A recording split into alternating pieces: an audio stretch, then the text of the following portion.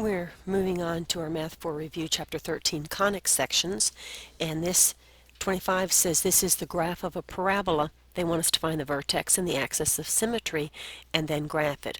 Well, fortunately for us, it's already in HK form, which means it's very easy to find my vertex. My vertex, remember, this is in the form y equals a times x minus h squared plus k, and my vertex is always hk. So my vertex on this problem is 4, negative 3. Remember, h is x minus h, so that means I always change the sign of the thing in parentheses, so that gives me positive 4 because it's x minus h, so that's x minus positive 4, and then plus k, so I keep the sign here, so 4, negative 3 is my vertex, and then my axis of symmetry is always x equals the h of the vertex. So my axis of symmetry is x equals 4.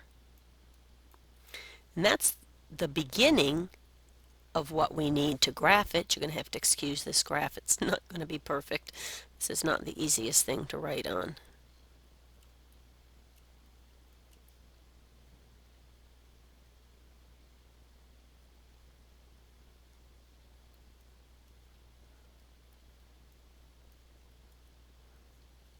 So hopefully you're not expecting perfection. Okay, let's just talk about what we know about it. We know that our vertex is 4, negative 3, and that's our starting point. We know that it's going to open down because it's negative.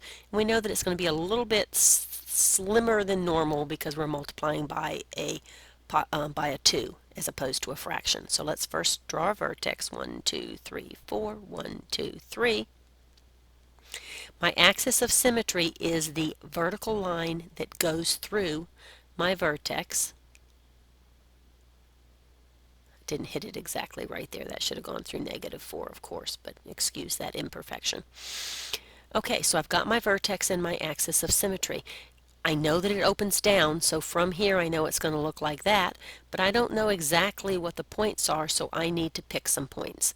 And I'm going to use a T-chart to do that. Of course, as you know, you can find those points in your calculator if you want. So, remember that we normally want 5 points on a parabola, but sometimes 3 is good enough. If the numbers get too big really quickly, sometimes you have to go with 3. So of course my first point on here was 4, negative 3. I already used that. That was my vertex. And now remember, that axis of symmetry tells us the line around which this is symmetric. That's what axis of symmetry means. So I know that whatever point I choose on this side of my 4 on my x-axis, if I choose a number exactly the same distance away from 4 in the other direction, the y value is going to be the same. That's what the axis of symmetry is all about. So I'm going to choose 3. I'm not going to go too far away from 4. So if I choose 3, I've gone 1 unit away from 4 in this direction. If I go 1 unit away, it's in this direction, and both of those should have the same y. And you can plug in here to see if I choose 5, I have 5 minus 4, excuse me, which is 1. Square that, that's 1. Multiply by negative 2. 1 times negative 2 is negative 2. Minus 3 is negative 5. And if you check plugging in both the 3 and the 5, you'll see that you get the same thing.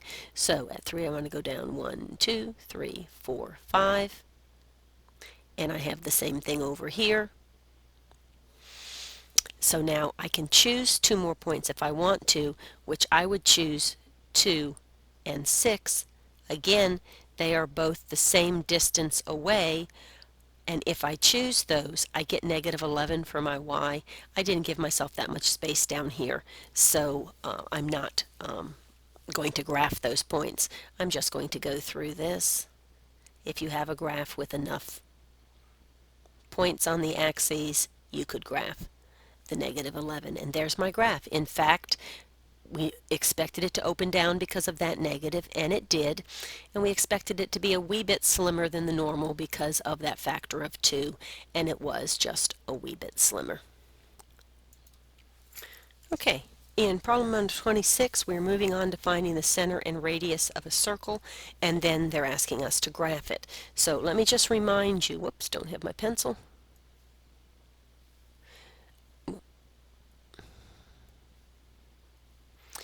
The formula for a circle is x minus h squared plus y minus k squared is equal to r squared. Give me just a second here for the telephone.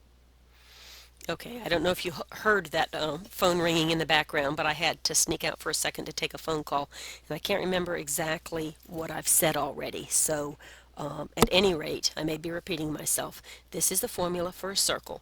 Your center is HK, and remember, H and K are both inside parentheses, so when you go to write your center, you're always going to change the sign, and your radius is the square root of the right-hand side, of course, because that's r squared. So it says find the center. So I don't have any minus or plus something, so that means it must have been 0 that I was subtracting. So the center of my circle starts out with 0, and then it's minus 3, which is minus k. My center is hk, so that's 3. So my center is 0, 3, and my radius is the square root of 25, which is 5. My center is 0, 3, my radius is 5. It asks me to graph it. So again, this is not going to be perfect because I'm not using a graph. I should have copied a picture of a graph onto here to make it a little more accurate than what I have, but I think we'll be able to figure out. Just don't expect perfection. My drawing skills leave a little to be desired.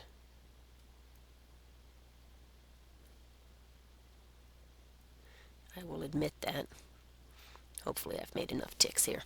I'm not going to number my ticks, we'll just look at them as we go. My center is 0, 3. That means I don't go left or right, I go up 3. There's my center. And then to finish the graph, I need to go up, down, left, and right 5 units from the center for my radius. 1, 2, 3, 4, 5. 1, 2, 3, 4, 5.